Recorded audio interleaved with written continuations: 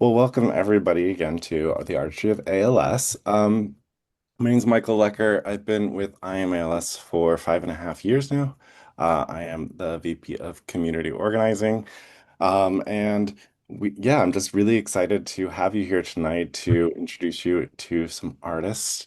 I'm going to start off with just a quick introduction of what I Am ALS is. So, I Am ALS is an organization that empowers people with ALS, caregivers, and advocates to drive policy and system change, increase awareness, and speed access to treatments.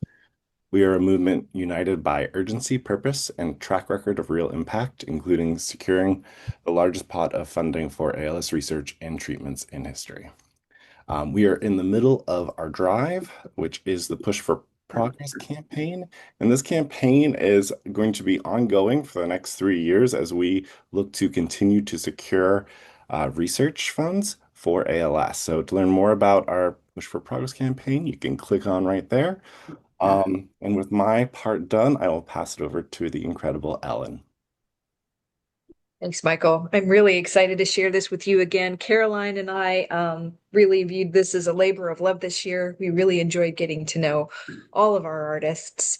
We have a number of them here with us that are going to be answering some questions for the group. Marie Baraldi, Michael Robinson, Mary Porter, Brandy Trigona, Chris Berkey, and Juan Escalara are all here with us tonight.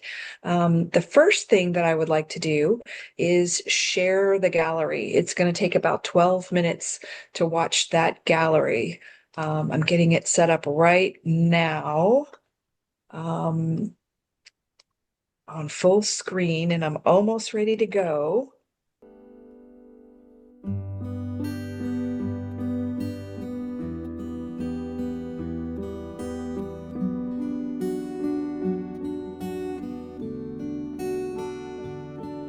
My mother gave me to the world a star, a rose, a dream, a pearl, lapis, lilac, tourmaline, a golden sun, a silver stream. She gave me, she gave me, she gave me, she gave me.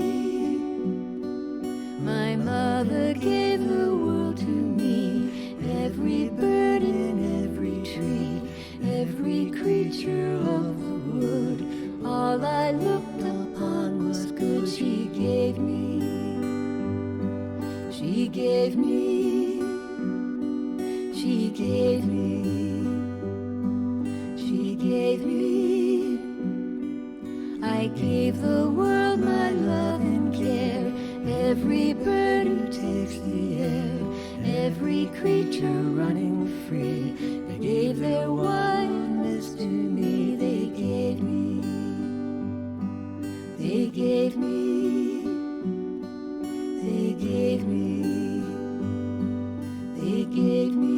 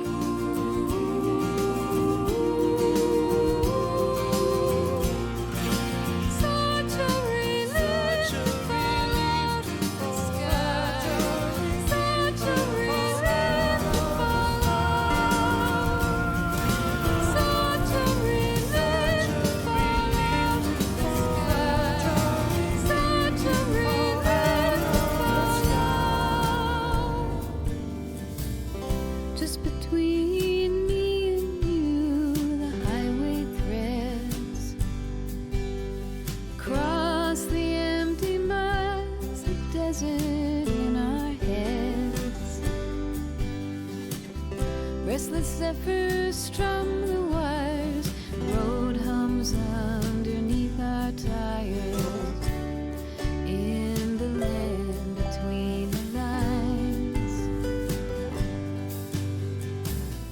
just between me and you, the storm clouds rise, lightning strikes the solitude and splits the skies. Words get caught between the cracks, wheels are stuck between the tracks, in the land between the lines. Power lines line wide, power lines sky high.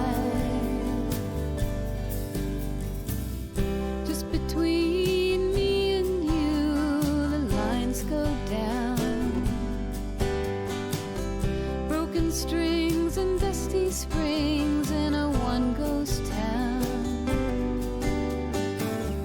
Underneath the broken skies, the apple blue of your eyes, in the land between the lines.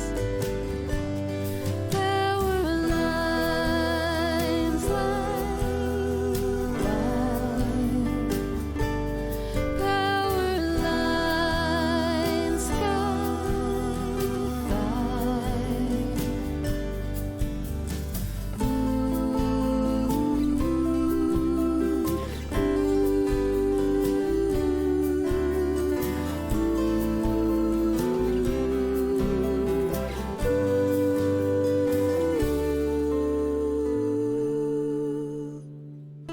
just between me and you, the desert shines.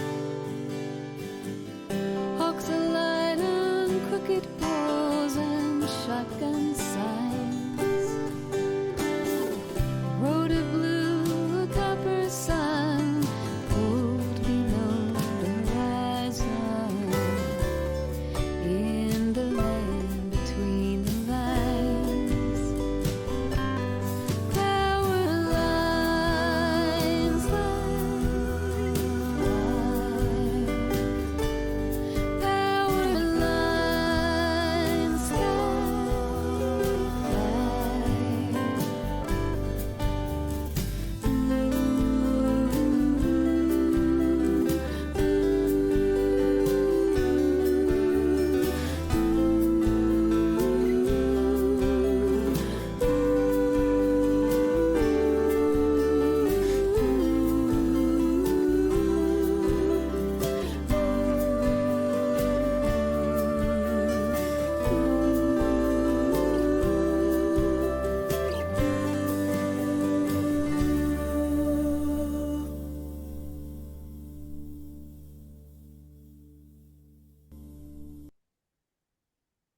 All right. I'm really sorry about that commercial interruption, guys. But in life, as in art, oh my gosh, here we go, another one. In life, as in art, things are not always perfect, but they somehow always turn out the way they're supposed to be. With that note, Dr. Bedlack, I would love it if you would give us some remarks. Oh my gosh. My glasses are fogging up over here. It was so beautiful.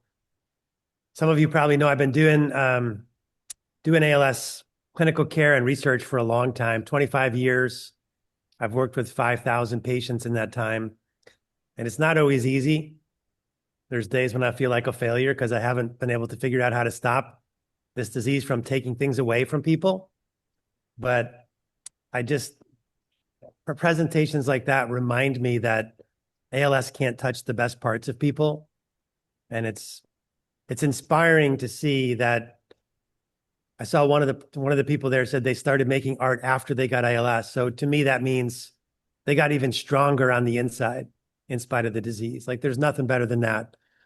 And so I hope everyone who made art today understands the impact that it has. I mean, it shows the world that the sadness, the dust, if you will, of life we can't touch the best parts of us unless we let it. So thanks for not letting it touch those parts of you, for letting that light keep shining. It's an inspiration to me. Yes, as Liz says, well said. And with that, I'd like to get into some of our interview questions.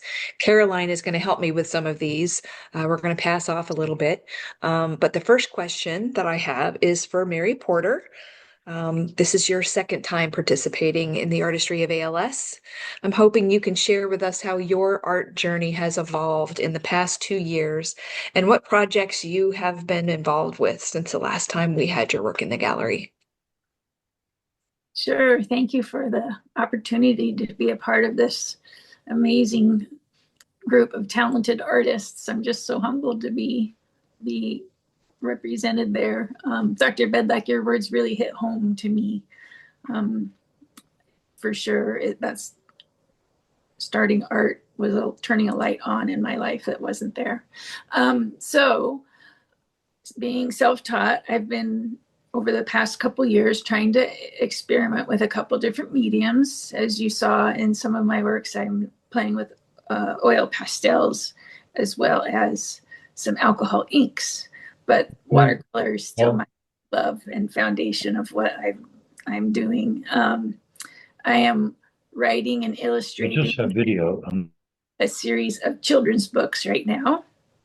So that's a big project. So I've just been trying to, stay focused on my goals. I'm trying to paint all of the national parks we've been to, and trying to visit them as well. So it's been a busy, busy life. In our interview, we were talking about how you need to make that one alcohol ink print into a scarf. I know. I found a company that will do that. I know there's a bunch out there that will do that. I think we need to get that happening. And, maybe we could put them in the IMALS store. We might know somebody who could do that. Yeah. Very cool. Well, once again, I'm really grateful that you could be with us again this year. And maybe we'll come back. Hopefully we have some time to come back around. I want to hear some more about those children's books. Michael, you're the one who never attempted any artwork until after you were diagnosed with ALS. So Correct. can you tell, and then taking a look at that artwork and just like every single piece was so meticulous. It's just amazing. Can you tell us a little bit about the decision to delve into art as therapy and what led you to drawing as your medium? Yeah, I was I'm a psychiatrist by training and was really struggling with COVID and anxiety related to having ALS during COVID. And I was really kind of going nuts in my mind and so I decided, well, let's do something that engages the right brain and let's just try art. So I did, and I just jumped in. I jumped in first with watercolor, basic watercolor, and then moved to photorealistic watercolor. Since I'm kind of a math science guy, I kind of always gravitated towards exactness. And so I found myself naturally gravitating towards photorealistic work and started with watercolor and then moved into pencil crayons and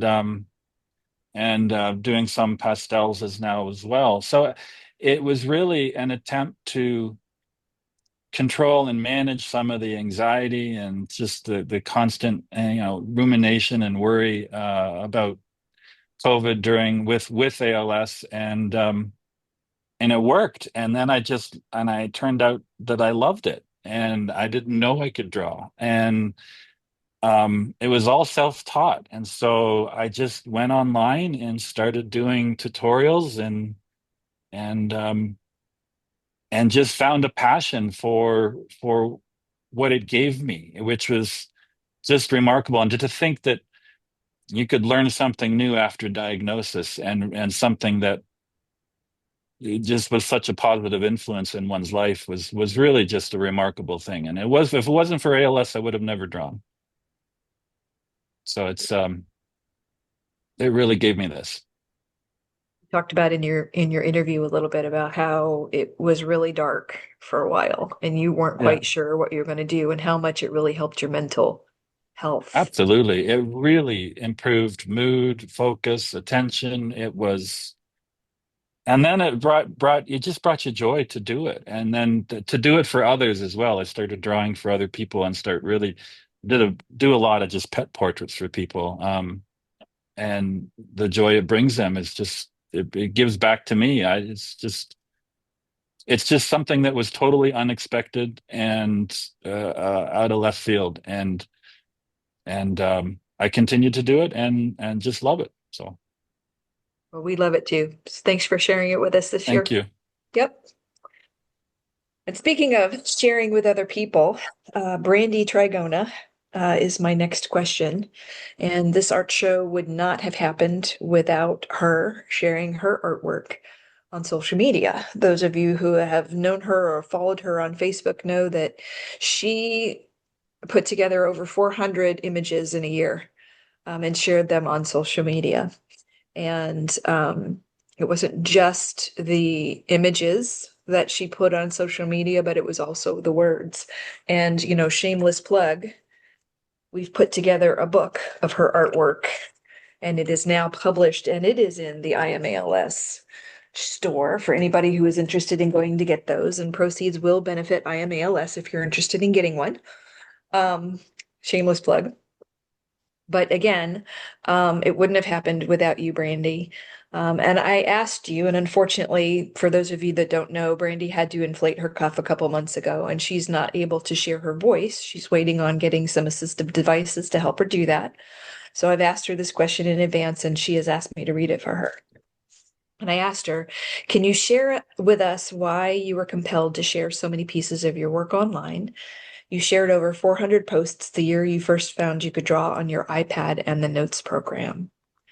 And Brandy's response to that is, it started because I was so extremely excited about the fact that I had my ability to exercise my love of creating art again.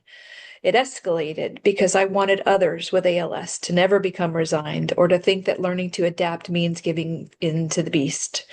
As for the volume of art, I was so inspired by the ALS community and the feeling of advocating our daily lives in the form of art. I just couldn't help myself. There are so many beautiful and hilarious and just plain thoughtful stories and insights. How could I not draw upon them? Laughing my ass off, pun always intended. So, Brandy, kudos to you. This is all because of you, dear. And I love you, and I'm really grateful for all that you do for our community. Ellen, Here, before you keep going, I just want to bring us up to date in the yeah, chat. yeah. There's throughout the whole video, there was lots of comments about how wonderful all of the work is and how impressive everybody found it. And Liz said, "Well said, Dr. Bedlack, after your remarks." Brandy said, "Thanks, Doc." Monica said, "Dr. Robinson, I had to do a double take because I thought you were Sean Larkin.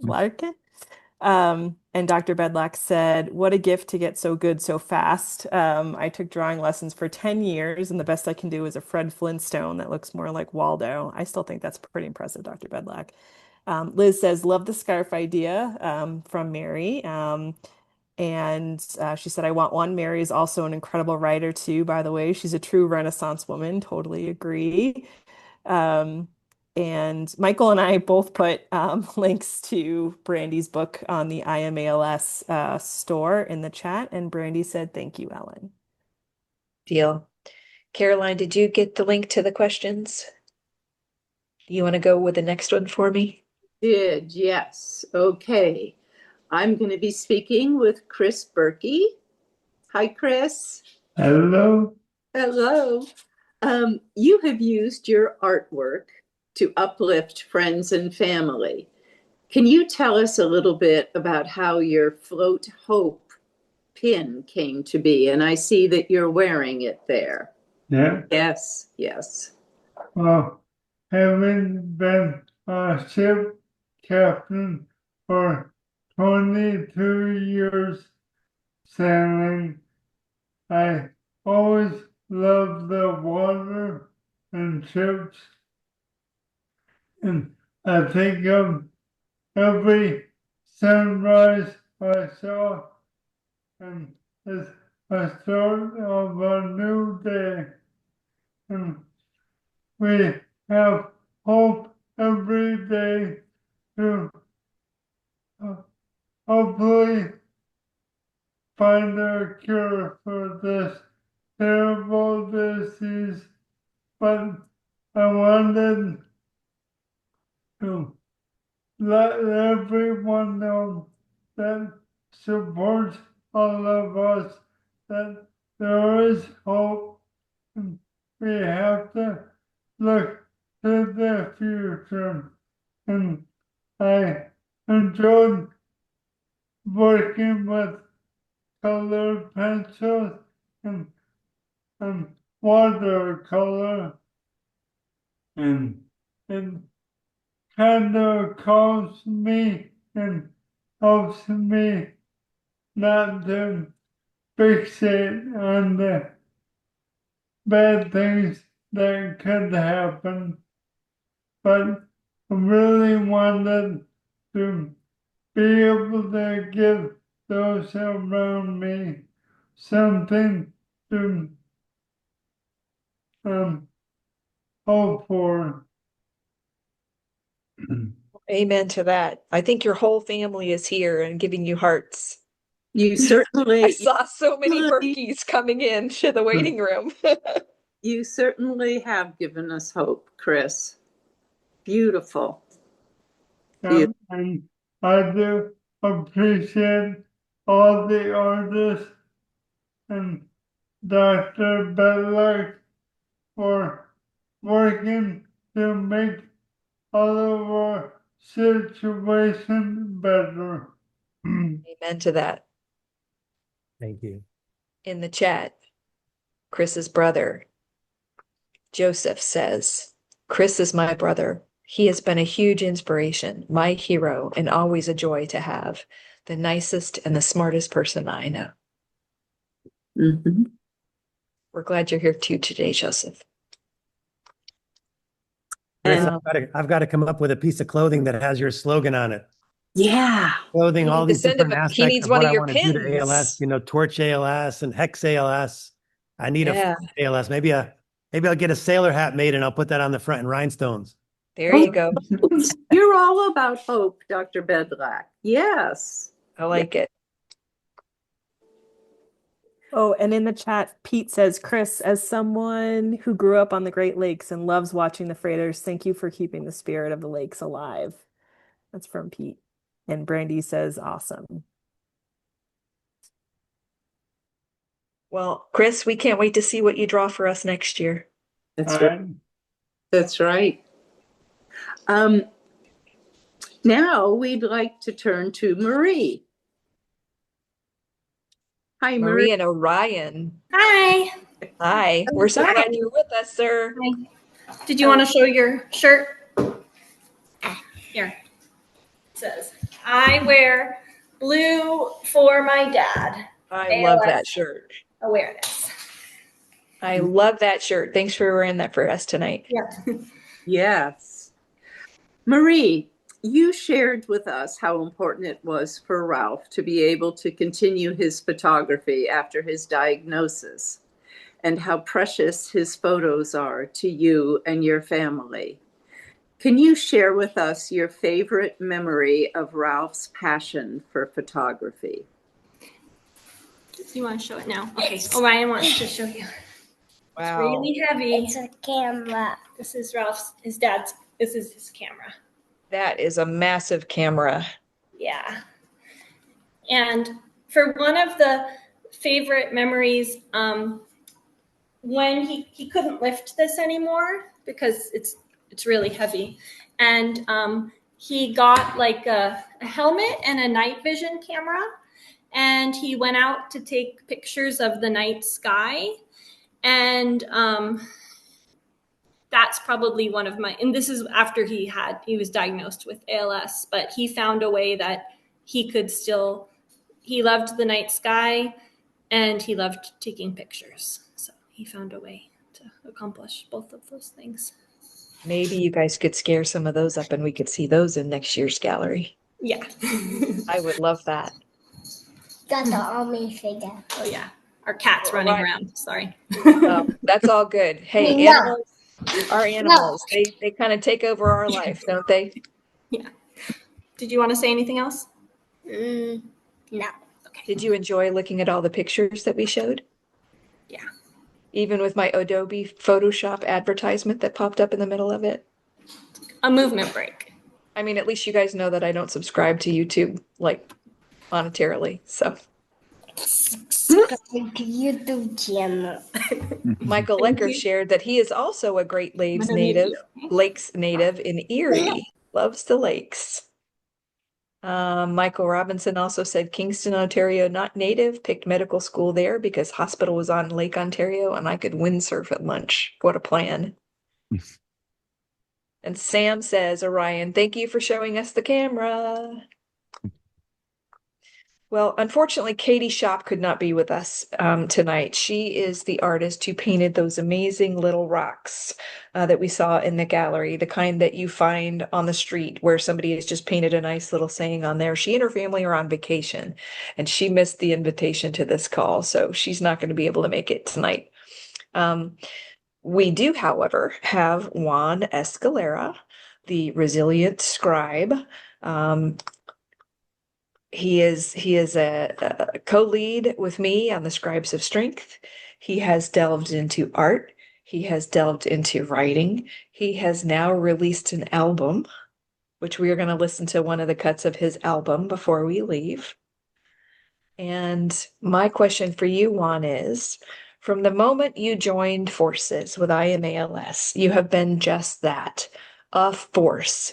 Your passion for the people in this community shines through in your enthusiasm for all the projects you undertake and in the way you share yourself so openly with the people that you meet. Can you tell us what drives you? On my profile picture. What drives me? Such a simple question, and yet the answers run deep. What drives me is legacy. I want to leave something lasting for my children and for the ALS community. I want my daughter to grow up knowing that her father didn't just endure, he created, he uplifted, he built something that mattered. And I want others living with ALS to feel seen, heard, and empowered. For years, I felt lost. Time slipped by, and now I feel an urgency to catch up, to make up for those quiet years with action, creativity, and purpose. That urgency fuels me. I've always been a multitasker. It's how I channel my energy, juggling projects, ideas, and roles so I can make the most of every moment. It's not just about productivity, it's about impact. And finally, ALS gave me something unexpected. Clarity. It revealed my purpose. I found my voice through advocacy, art, and storytelling. I found hope, not just for myself, but for the future we're building together. That's what drives me. Legacy, urgency, purpose, and hope. You're here, and I will just share with you guys. Juan and I collaborate on a lot of projects, and he'll send me an email, that I don't think he sleeps. He'll send me an email or two or three, and I'll finally, get up and I'll look at my email and I'll see that he's done all this work. And it's like, well, that's wonderful. I have to work 8 hours now, and I'll get back to you tonight on this. And he is truly just that, a powerhouse of force. He is driving a lot of change within our organization. He's driving a lot of change within our communities. He's got a Facebook page or 3. He's got his blog posts or 6. He's got all the projects he does with IMALS, and he is truly making the most of his time. So we are all very, very proud to have you with us and driving us and making us all better, quite frankly.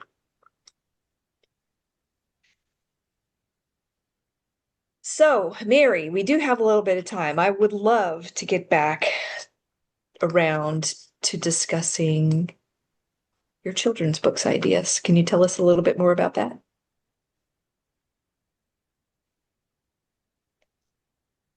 Yeah. My bucket list after diagnosis was to go to the 63 national parks together with my husband. And so we knew we were on a timeline. So we hit like 40 of them in the first couple of years. And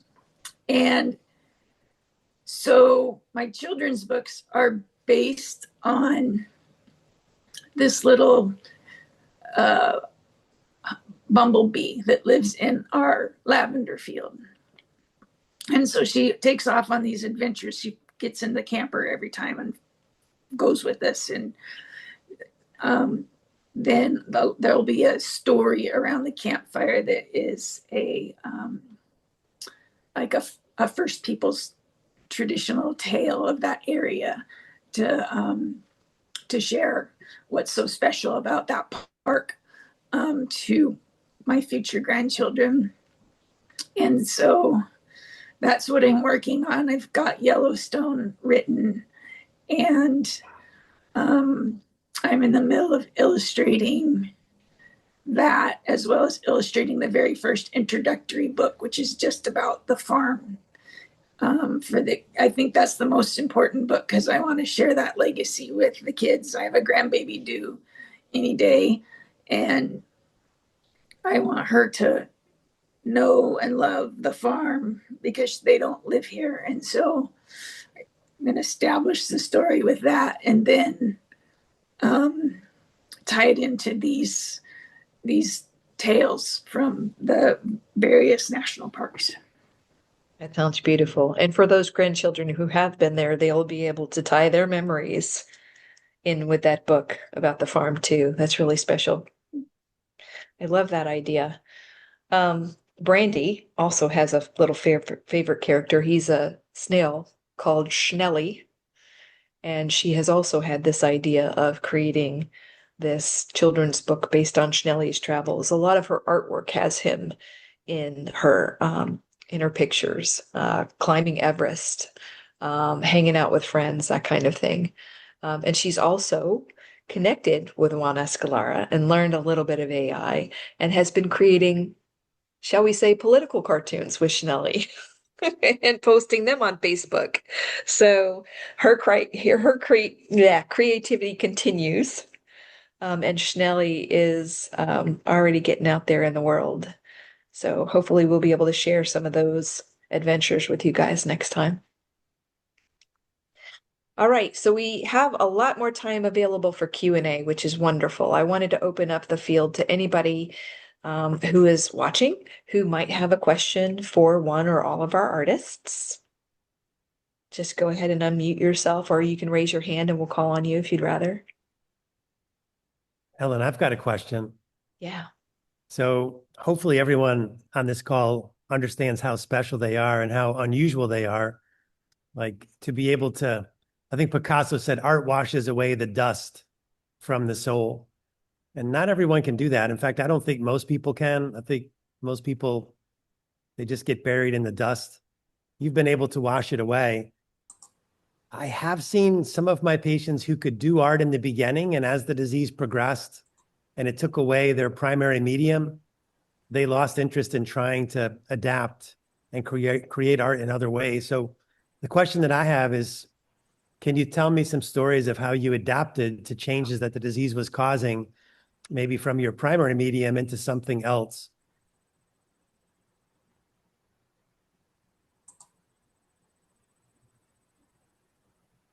Any brave souls want to go? I can kind of answer for Brandy because I know this story very well. So she was a painter and a drawer. She drew from the time she was very young. Loved Charles Schulz. Started doing cartoons as a young child. drew and painted all of her life and then got ALS and then couldn't use her hands any longer. She tells me this story about being up at 3 o'clock in the morning, painting over her dining room table with her paintbrushes stuck in her hair and, just trying to get that painting time in before it was time to go to sleep and wake up for the next day, which I have this very vivid image in my head of her doing that. But then when she couldn't use her hands any longer, there was someone who came along and gave her some of her first adaptive technology, and it was an iPad, and a head mouse and a bite switch, or she had a puff switch, I think, at first. And she started experimenting with those pieces. And it was just an iPad and the notes program. It's not even an art program. It was just the notes program. And she could pick up a pencil and she could move that pencil around on the screen with her head mouse and change colors with her puff switch. And it might have taken her a month to adapt to that new technology. And that is where all of that amazing art came from. Just the notes program on her iPad.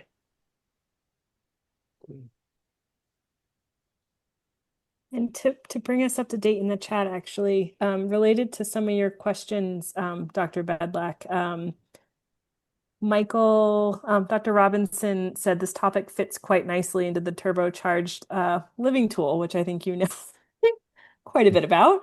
So we encourage everybody to check that out. And maybe you could speak to a little bit about that in a second, but also Maceo wants to know what programs you all use, iPads, or what sort of equipment. And in the chat, Brandy said, Art Rage Vitae is very user-friendly. And Michael said, I started watercolor tutorials on Let's Make Art, then moved to photorealistic watercolor, doing tutorials from Anna Mason, and then transitioned into pencils and did tutorials from Bonnie Snowden and Jennifer Morrison. And Joe says, I have recommendations for free and safe software you can download that are akin to Photoshop. Krita, wonderful digital painting software. Inkscape, perfect for vector. I have no idea what these things are, so I'm sorry if I'm saying them wrong. And Marie said, when Ralph couldn't lift his Canon camera anymore, he adapted by switching to take photos with his cell phone instead. All his photos of the lagoon were taken with his cell phone. And Laura's asked, I have a question. This is for Mary. What makes you use the medium like paints? How is it so beautiful, yet so real reflection of the challenges you face, yet the beauty you see in the mountains and nature? Well, that's a big question to answer.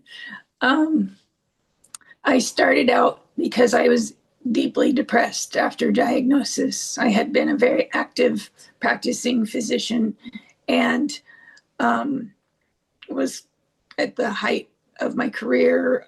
It was the beginning of COVID, and I was totally in the zone with that when my diagnosis came. And so I talked to Wounded Warrior, and they said, hey, how about we do some art therapy? We've got this neuro program and you could do some art therapy.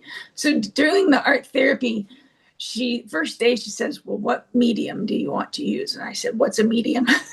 As opposed to a large. So I went to watercolor and her face just kind of fell. And she goes, oh, that's so hard, but it doesn't have to be.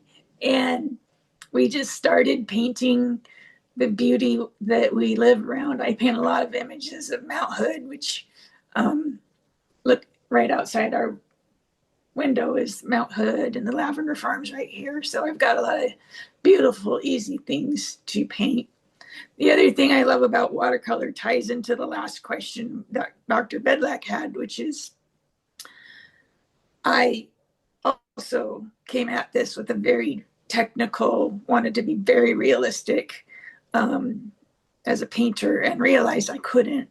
My hands are too shaky now and weak. And so I have adapted my style to be much more abstract. And I'm finding that I'm learning to like that and appreciate it, where that wasn't a form of art that I had a great appreciation for prior. But now I'm kind of loving it. And so I know that it will take me quite a bit farther in this disease process, but I am pretty worried about what's going to happen when the day comes that I have to just use a computer, because I am terrible at them and I'm having memory problems. So it's going to be hard, I think, for me to learn and retain that information when it's time to learn how to do that. I would It's so suggest that good you. to hear. It's so Yeah. good to hear your experience because I'm terrified of going into abstract. And I stick with the photorealism, but know that that's not going to be forever. So it's great to hear that you've done the transition and like it. Yeah. Mary and I were talking about some of those newer pieces, and in particular, the one that you did that's on the tote bag, the mountain with the people that are walking up the pathway. And I assured her that, from the outside looking in, there's plenty of motion and movement in that picture. It's not just her shaky hands that is the movement. She is definitely getting perspective and definitely getting movement. So there's, even though it's not a realistic painting, it is still quite impressionistic, but you still get that clear perspective and that movement as you kind of walk through that painting with those people. This one last thing, this week, the art therapist encouraged me to paint with both hands at the same time. And I started doing that. And I loved my first picture. It's taped to my desk right now, right in front of me. But that opened up a whole new challenge too. You just got to think outside the box, I think, and do what you can do. And Liz, you've been such a great help with all of this. You mean so much to me. Thank you for doing all that what you're doing through the classes. On that note too, Mary, Dr. Bedlack put in the chat, it would be really cool if I Am ALS had a directory of artists that are willing to mentor others who are struggling to adapt to changes so more folks can keep doing this. And I just copied and pasted it and put it in our work Slack. So thank you, Dr. Bedlack, for that idea. Didn't mean to give you extra work, Julie. I know. No, it's a wonderful idea. And I don't know what this link is from Michael, but I'm sure it's important. It's all the And links for the tutorials that I've done. That's what. awesome. Thank you. And I think Michael put in the chat too that we'll be sending out all of the information and links shared in the chat. Andrea said, so inspired by all of you. Thanks for what you do and for sharing your gifts. And Brandy said, I'm more than happy to help anyone who's been wondering how to make art again, which is really wonderful to hear, Brandy. And Juan said, I had to switch to AI. In the beginning, I wouldn't share anything until Ellen asked me to. Once I found out that the art world accepted AI art, I went into overdrive with creating. And Liz said, my pleasure, Mary. I'll be here to help you throughout those changes. Wonderful. Yeah, what book was it that I was reading? It was a book. I wish I could come up with the name of it. It was in my interview with Troy, where Michelangelo, after painting the Sistine Chapel, said of himself, he is not a painter. And how could anybody look at the Sistine Chapel and say they are not a painter, right? All of us, as whenever we're trying to create something, are incredibly critical of our own work. We don't see it the way other people see it. We see it as imperfect, and I wanted it to be this way. But I just want to assure all of you, if you are putting your heart into your artwork, it doesn't matter if it's perfect. It doesn't matter if it's stick figures. It doesn't matter if the colors are right or the perspective is perfect. Just that your heart is in there. It's such a gift for other people. It's always been a huge gift for me to do this show because I get to know all of you, and all of your art and where it comes from. So Joseph says art is our window into the soul, and that is 100% true. Is there anything else I missed? Oh, he's my favorite Michelangelo. Mr. Get every single muscle in the back correct. Michelangelo. Do what makes you feel, says Brandy.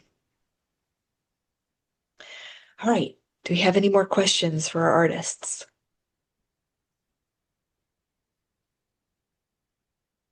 Dana, I might have to hear that story about how you found that picture in the trash.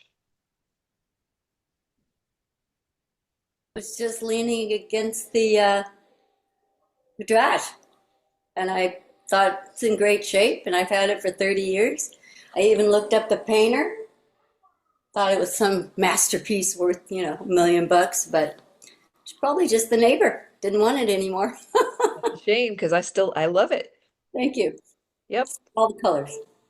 And Maritza, I love you're the artwork behind you as well. If I don't know if that's a background or what, but it's wonderful. Oh, yeah. This is something that I made. I just started doing this since I was 22 years old, and now I am 66. I was diagnosed 2 years ago, and still, all my life, I am doing stitching by hand. All in the background is doing by fabric, pieces of fabric, and stitching by hand. I want to show you something that I made today. I finished today. This is. Uh-oh. Oh, We can't I see think. because of your background. Oh, yes. Oh, it's beautiful. I Oh, just saw the a little piece of it. background. It's But okay. yeah, but Beautiful. I try to make every single day. I'm doing things um, with fabrics. I like tons of fabrics in my room, in my almost in all my apartment, and this kind of work gives me open a window to the happiness, because when I feel sad, and when I start sewing, I feel so different, so happy. That's not another word. For example, I don't want to stitch by hand, but I was doing this with crochet. Crochet, Yes, nice. I was doing these flowers. Thanks God you can see this. They're beautiful. And yes, I was doing, but I don't know what can I do with this, but only I want to do Put something them with my together, pets. put them together and make a little throw blanket with them.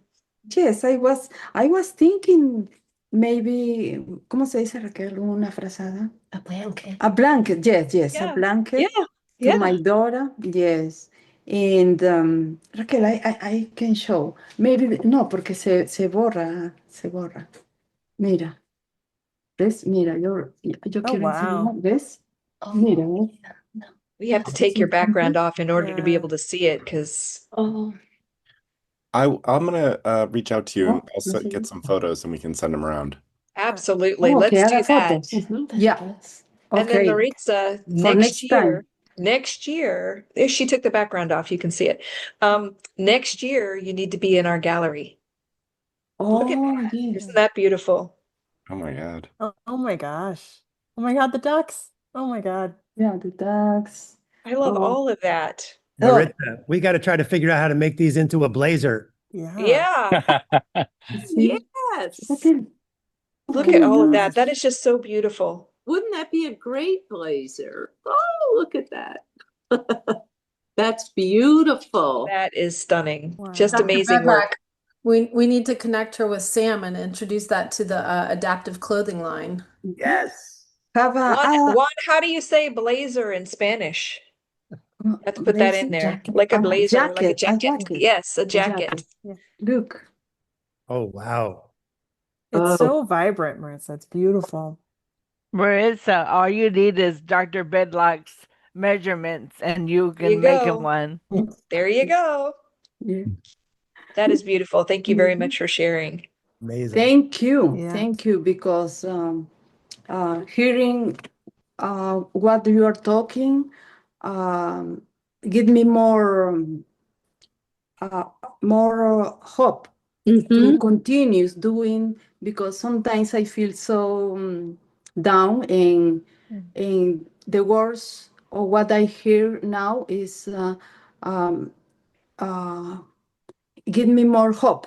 I'm sorry, my English, but you understand what I want to We say? do. Yes, very clear. Yes. Very, very clear. I Thank want to you. I want to share with you what you said about, when I am working with my hands and I'm doing the art, that I feel joy. It just takes me Yes. away. And there is something to be said for keeping your hands busy when you are on a grief journey, any sort of grief journey whatsoever, and creating something beautiful. You can't control what is happening in your life, but I can control this one beautiful thing, and I can put it together, and I can find joy in that one thing. I find that Yes. personally to be very healing for me. So I'm grateful that you shared your talents with us. Yeah. Thank you. Brandy just says, never stop looking up. That's where hope floats. Float hope, Chris John Berkey. We do have a question from Liz. They ask, and this is for you, Maritza. Have you had to adapt anything with your sewing? Have you had to change it at all?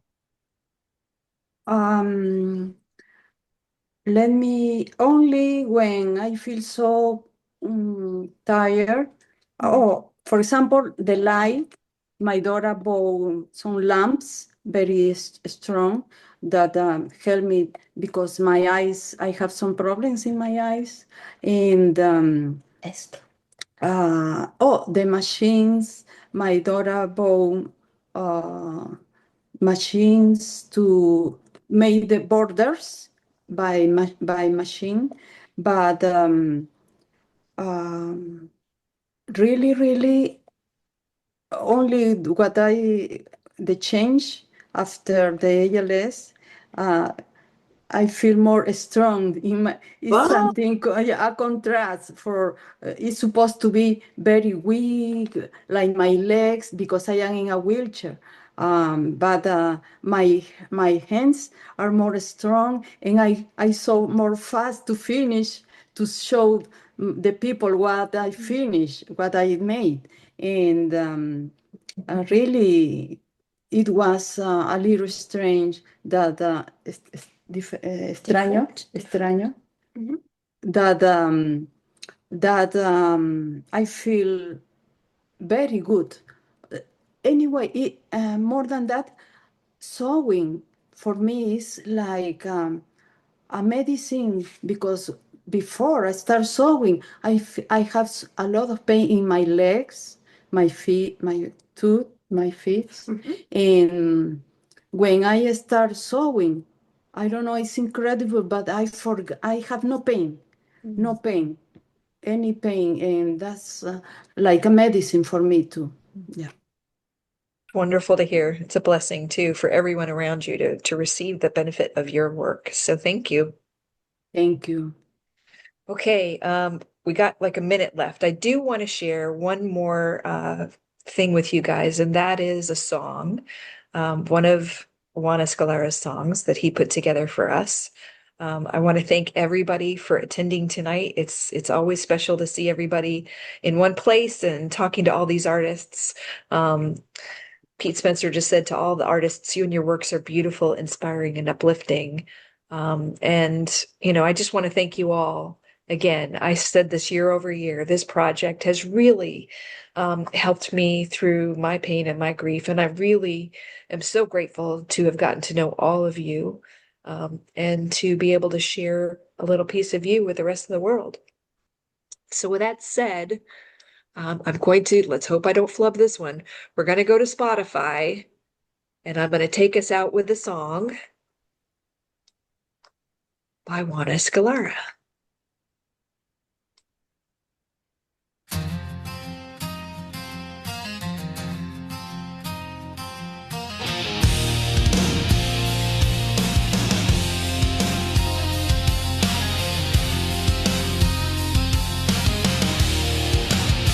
In the silence, I hear your name. Echoes of the brave never fade away. You lit the sky with your quiet flame, and we carry your light every day.